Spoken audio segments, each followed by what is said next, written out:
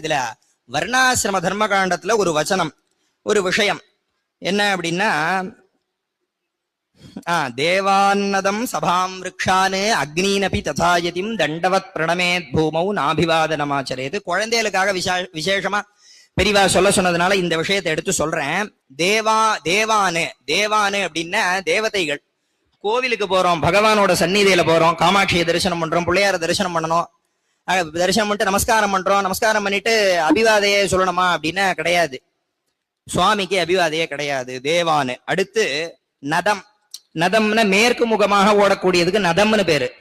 இதுல ரெண்டு தர்மம் தெரியறது இங்க. இதுல இந்த நதத்துக்கு அபிவாதைய நிஷேதம்ங்கிற வசனத்து மூலமாக இதுக்கு பிராப்தி இருக்குன்னு தெரியுது. லட்சணத்துல ஒரு இடம் அப்பிரசக்தஸ்ய பிரதிஷேத அனுபபத்தேன்னு ஒரு நியாயம் சொல்லுவா லட்சணத்துல. அந்த மாதிரி இங்க நிஷேதம் பண்றது மூலமாகவே இதுக்கு பிராப்தி இருக்குன்னு தெரியுது. அப்ப இதுல இருந்து என்ன தெரியுதுன்னா, காவேரிக்கு போய் முதல்ல அங்க போய் காவேரியை பிரார்த்தனை பண்ணிட்டு முதல்ல நமஸ்காரம் பண்ணணும்.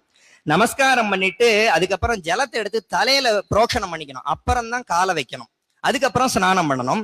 சங்கல்பம், சூக்த படனம், மார்ஜனம், அகமருஷனம், தேவாதி தர்ப்பணம் சேத்தி ஸ்நானம் பஞ்சாங்கமுச்சியதுன்னு மேல்கொண்டு. ஆஹா, இப்ப என்ன தெரியுது, இங்க நதத்துக்கு போனா அதுக்கு நமஸ்காரம் பண்ணணும், அபிவாதையே பண்ணக்கூடாது. அடுத்து சபாம்.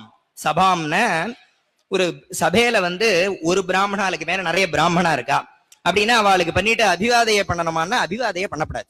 நமஸ்காரம் மட்டும்தான் பண்ணணும், அபிவாதையே கிடையாது. அடுத்து அக்னின்னு அப்படின்னு. ஆமா, அதாவது இப்ப அதே சபையில பெரியவா என்ன சொல்றா, சபையில நீ சமஷ்டியா பண்ணினா வெறும் நமஸ்காரம் தான். நீ அபிவாதையை பண்றதுக்கு அபிலாஷ உள்ளவன் என்ன பண்ணணும்னா, தனித்தனியா ஒரு 100 பிராமணா உட்காந்துருக்கான 100 பேருக்கும் வந்தனம் பண்ணி அதுக்கப்புறம் பிரவரத்தை சொல்லணும் அப்படின்னு பெரியவா சொல்றா. இப்படி பண்ணணும். சமஷ்டியா பண்ணினா வெறும் நமஸ்காரம், தனித்தனியா பண்ணினா அபிவாதையை பண்ணணும் ஒவ்வொருத்தருக்கும் இப்படின்னு.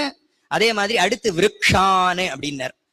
இந்த விருட்சங்களை தேவதா ஸ்வரூபமா சொல்லிட்டு, மூலத்தோ பிரம்ம ரூபாய பத்தியதோ விஷ்ணு ரூபிணே அக்ரத சிவரூபாய விரக்ஷராஜாயதே நமஹா அப்படின்னு மரங்களையே தேவதா ஸ்வரூபமா சொல்லிட்டு, யஜுர்வேதம் 4வது காண்டம் 2வது பிரஷ்னத்துல அஸ்வத்தேவோ நிஷதனம் பர்ணேவோ வசதி கிருதா கோபாஜயித் கிலா சதஜத் சதவத பூருஷம் அப்படின்னு இந்த அஸ்வத்தத்தோட மகிமையை சொல்லிட்டு பெரிவா ஆஜ்ஞை பண்ணி இந்த மரம் வளர்ப்போம்னு சொல்லி அது ஒரு புஸ்தகம் போட்டு அது ஒரு விதமா இந்த மரத்தோட பிரசஸ்தி எல்லாம் சொல்லி அதுவும் ஒரு விதமா பிரச்சாரம் நடந்துட்டு இருக்கு.